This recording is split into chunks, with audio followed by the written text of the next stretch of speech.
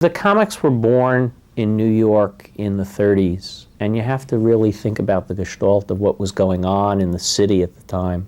Most of the people who were involved in the birth of the comics were the guys who were coming out of the pulps.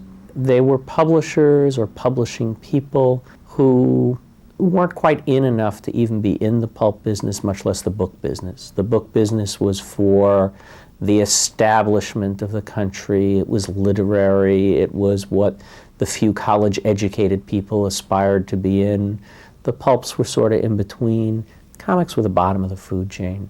The guys who went into that business were folks like the ancestors of DC. The Donenfeld family was part owner of a number of pulps that were things like Spicy Detective, kind of the Playboys of the day, little sepia prints of women in outfits that would be very modest bathing suits now, but then were about as racy as anything could get, with little stories of exciting adventures. They'd be the printer for one of these, the distributor for another, an investor in a third.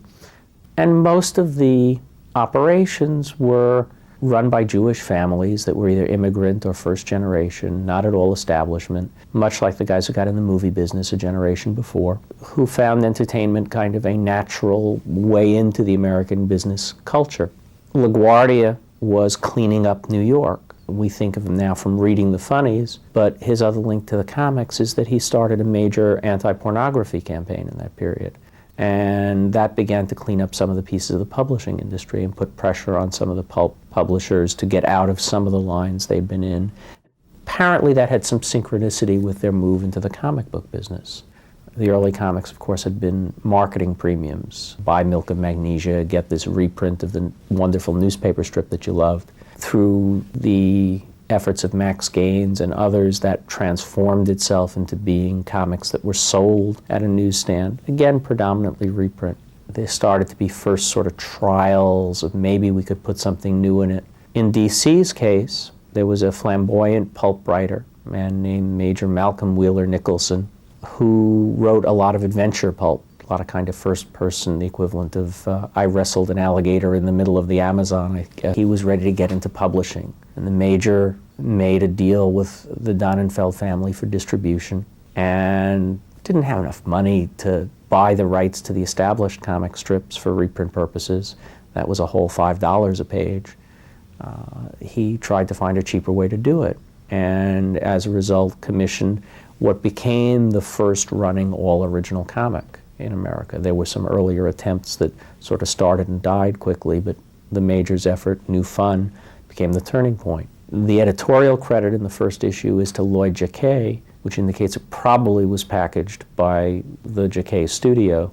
You got really bunches of young kids and you paid them $1 or $2 or $3 and just had them run and do whatever they wanted to fill a page. It was all mock newspaper strip, mostly black and white, tabloid size, and seems to have met with at least some minimum success. And before long there were 2 or 3 spin-out projects from it, a thicker reprint edition, a second title to go along with it. They began to shrink down in size to what became the traditional form of comics. And around the time that the Major was ready to launch his third running title, Detective Comics, he ran out of money. There seemed to have been some incidents where he ran out of money previously, or came very close to it, but this was the definitive one. And he sold out to Donenfeld.